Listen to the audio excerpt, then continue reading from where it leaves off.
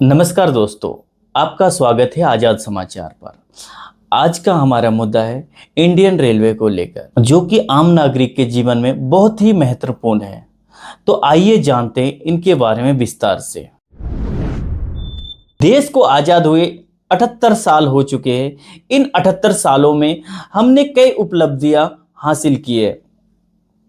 सालाना 8 अरब से भी ज़्यादा लोग हमारी ट्रेनों में लोग सफ़र करते हैं। हमारी 94% ट्रैक अब इलेक्ट्रिक हो चुकी है। प्रोडक्शन के मामले में हम अमेरिका को भी पीछे छोड़ चुके हैं। वंदे भारत जैसी आधुनिक ट्रेन अब हमारी पटरी पर शामिल हो चुकी है, जिनकी रफ्तार पर आवर 180 किलोमीटर है। हमने एक और उपलब्धि हासिल की है, जो कि रेलवे का सबसे ऊंचा ब्रिज जम्मू कश्मीर में स्थित है। ये ब्रिज आईफिल टावर से भी ऊंचा है।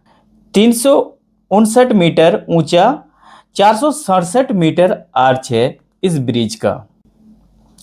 आजकल जो हम लोग पोस्ट देख रहे हैं ट्विटर में, फेसबुक में, कि जापान हमारे वंदे भारत को लेकर बहुत ही ज़्यादा एक्साइट है। तो आइए जानते हैं जापान की रेलवे के बारे में। जापान के शिनकानसेन रेल, जो कि पिछले 60 साल से चल रही है, जिनमें अब तक एक भी मौत नहीं हुई है।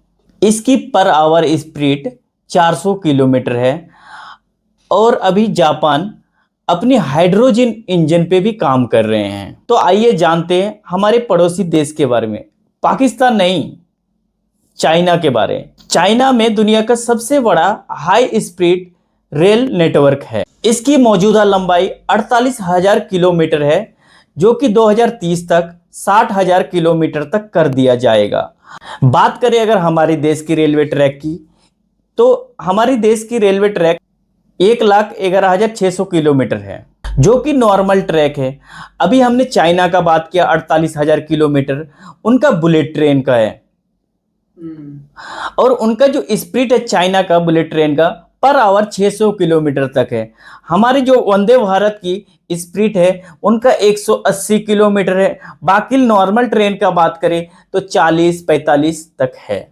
तुलना करनी है तो पूरी करनी चाहिए, सिर्फ पोस्टर और प्रचार से नहीं। आपने तो जान ही लिया बाकी देश का रेलवे का हाल और हमारे देश का रेलवे का हाल। अगर हम अपनी देश की खूबियां गिना सकते हैं, खामियां भी हमें अपनी स्वीकार करनी पड़ेगी। अगर हम पिछले 10 सालों के ट्रेन हादसों के बारे में बात करें, जिनमें कि 748 मौतें हो चुकी है। 2016 कानपुर पटना एक्सप्रेस 150 मौतें, 2017 उड़ीसा हरिकुंड एक्सप्रेस 41 मौतें, 2023 बालासोर 3 ट्रेन की भिड़ंत 296 मौत, 2024 जलपाईगुड़ी मालगाड़ी पैसेंजर से टक्कर 15 मौतें। इस तरीके के हादसे होते रहते हैं हमारे देश में। ये जो आपने आंकड़े सुने, ये सरकार की तरफ से जारी किए हुए वाले आंकड़े हैं।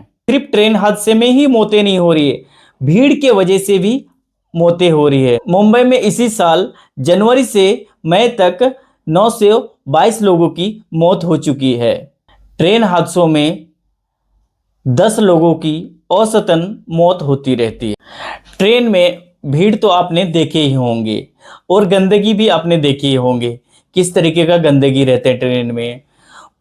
कई बार ट्रेन में तो इतना गंदगी रहता है कि आप टॉयलेट में जाना नहीं पसंद करते हैं। इस तरीके का गंदगी हमारी छवि बाहरली देशों में खराब कर रही है। ट्रेन में मिलने वाला खाना तो और भी ज़्यादा खराब होता है।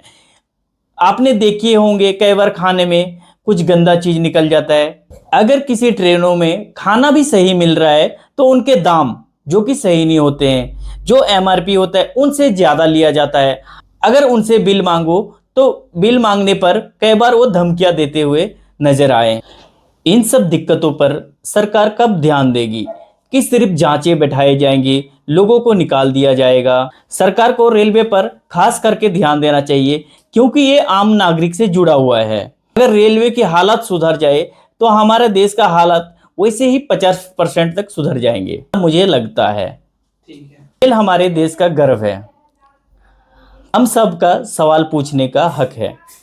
इन 78 सालों में रेल की स्पीड में देखा जाए तो सिर्फ वंदे भारत ट्रेन जो है वो कुछ हद तक टाइम पे चल रहे हैं। बाकी ट्रेन का हाल अभी भी वो जो 78 साल से शुरू हुआ था अभी भी वही तक ही है।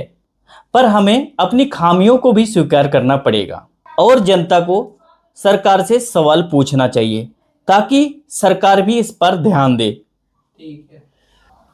जब तक हम सरकार से सवाल नहीं पूछेंगे तब तक सरकार ध्यान नहीं देगा। सवाल पूछेंगे तभी जापान के जैसे उन्नति हम लोग भी हासिल करेंगे। ध्यान रखें, हमारा एक ही संकल्प, आपकी आवाज आपका अधिकार।